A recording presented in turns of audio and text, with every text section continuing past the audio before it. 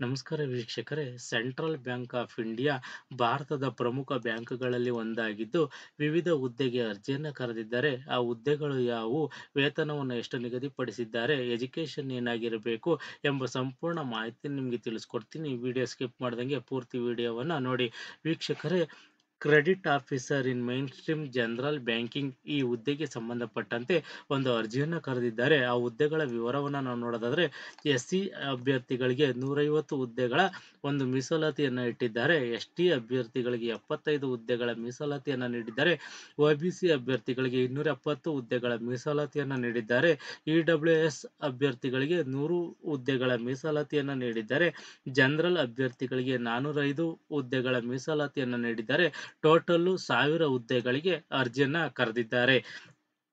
ಮತ್ತೆ ಈ ಹುದ್ದೆಗಳಿಗೆ ಸಂಬಂಧಪಟ್ಟಂತೆ ನಾವು ಒಂದು ವೇತನ ಶ್ರೇಣಿಯನ್ನ ನಾವು ನೋಡೋದಾದ್ರೆ, 48,480 ರುಗಳಿಂದ 85,920 ರುಗಳ ಒಂದು ವೇತನವನ್ನ ನೀಡ್ತೀವಿ ಅಂತೇಳಿ ಒಂದು ಮಾಹಿತಿಯನ್ನ ನೀಡಿದ್ದಾರೆ. ಈ ಹುದ್ದೆಗಳಿಗೆ ಸಂಬಂಧಪಟ್ಟಂತೆ ನಾವು ಎಜುಕೇಶನ್ ನಾವು ನೋಡೋದಾದ್ರೆ, ಎನಿ ಡಿಗ್ರಿ ಆಗಿರಬೇಕು. ಅವರು ಮಿನಿಮಮ್ 60% ಅನ್ನು ಹೊಂದಿರೋರು ಈ ಹುದ್ದೆಗೆ ಅರ್ಜಿಯನ್ನು ಸಲ್ಲಿಸಬಹುದಾಗಿರುತ್ತದೆ. ಮತ್ತೆ SC ST OBC PWBD ಅಭ್ಯರ್ಥಿಗಳು 55% ಅನ್ನು ಹೊಂದಿದ್ರು ಸಹ ಈ ಹುದ್ದೆಗೆ ಅರ್ಜಿಯನ್ನು ಸಲ್ಲಿಸಬಹುದಾಗಿರುತ್ತದೆ.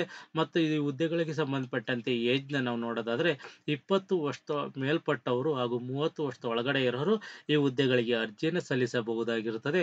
ಇವರಿಗೆ ಏಜ್ ರಿಲ್ಯಾಕ್ಸೇಷನ್ ಸಹ ನೀಡಿದ್ದಾರೆ, ವಯೋಮಿತಿ ಸಡಿಲಿಕೆಯನ್ನು ಸಹ ನೀಡಿದ್ದಾರೆ. ಆ ವಯೋಮಿತಿ ಸಡಿಲಿಕೆಯನ್ನು ನಾವು ನೋಡೋದಾದ್ರೆ, ಶೆಡ್ಯೂಲ್ ಕ್ಯಾಸ್ಟ್ ಶೆಡ್ಯೂಲ್ ಟ್ರೈಬ್ ಅಭ್ಯರ್ಥಿಗಳಿಗೆ 5 ವರ್ಷಗಳ ವಯೋಮಿತಿ ಸಡಿಲಿಕೆಯನ್ನು ನೀಡಿದ್ದಾರೆ.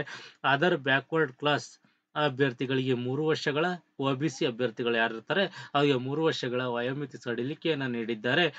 ಮತ್ತೆ ಎಕ್ಸ್ ಸರ್ವಿಸ್ ಮ್ಯಾನು ಯಾರಿರ್ತಾರೆ ಆ ವಿಕಲಚೇತನರಿಗೆ ಅವ್ರಿಗೆ 10 ವರ್ಷಗಳ ವಯೋಮಿತಿ ಸಡಿಲಿಕೆಯನ್ನು ನೀಡಿದ್ದಾರೆ.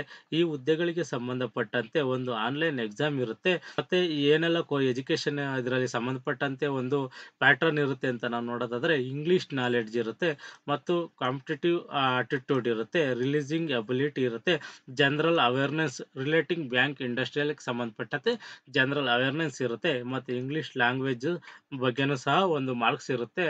ಆ ಕ್ವಶನ್ಗಳಿಗೆ ನೀವು ಆನ್ಸರ್ ಮಾಡಿದ್ರೆ ಅದರಲ್ಲಿ ಯಾರು ಪಾಸ್ ಆಗ್ತಾರೆ ಅವ್ರಿಗೆ ಒಂದು ಆಯ್ಕೆಯನ್ನು ಮಾಡ್ಕೊತಾರೆ. ಇದು ಭಾರತಾದ್ಯಂತ ಹುದ್ದೆಗಳಾಗಿರುತ್ತವೆ. ಈ ಹುದ್ದೆಗಳಿಗೆ ಸಂಬಂಧಪಟ್ಟಂತೆ ಒಂದು 150 ರುಗಳ ಒಂದು ಅರ್ಜಿ ಶುಲ್ಕವನ್ನು ನಿಗದಿಪಡಿಸಿದ್ದಾರೆ.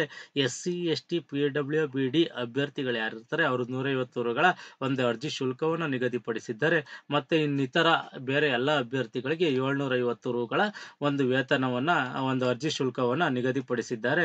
ಈ ಹುದ್ದೆಗಳಿಗೆ ಸಂಬಂಧಪಟ್ಟಂತೆ ಕೊನೆಯ ದಿನಾಂಕವನ್ನ ನಾವು ನೋಡೋದಾದ್ರೆ, 20/2/2025 ಅರ್ಜಿ ಸಲ್ಲಿಸಲಿಕ್ಕೆ ಕೊನೆಯ ದಿನಾಂಕವಾಗಿರುತ್ತದೆ. ಈ ದಿನಾಂಕದೊಳಗೆ ನೀವು ಅರ್ಜಿ ಶುಲ್ಕವನ್ನು ಸಹ ಪಾವತಿ ಮಾಡಿರಬೇಕಾಗಿರುತ್ತದೆ. ಈ ಒಂದು ಹುದ್ದೆಗಳಿಗೆ ಸಂಬಂಧಪಟ್ಟಂತೆ ಹೆಚ್ಚಿನ ಮಾಹಿತಿ ಬೇಕು ನಿಮಗೆ ಅನ್ನೋದಾದ್ರೆ, https://centralbankofindia.co.in ಈ ವೆಬ್ಸೈಟ್ಗೆ ಹೋಗಿ ಹೆಚ್ಚಿನ ಮಾಹಿತಿಯನ್ನು ನೀವು ಪಡ್ಕೋಬಹುದಾಗಿರುತ್ತದೆ. ಈ ಹುದ್ದೆಗಳಿಗೆ ಯಾರೆಲ್ಲ ಆಸಕ್ತಿ ಇರುವಂತ ಅಭ್ಯರ್ಥಿಗಳು ಭಾರತಾದ್ಯಂತ ಹುದ್ದೆಯನ್ನ ಮಾಡಬೇಕಾಗಿರುತ್ತದೆ.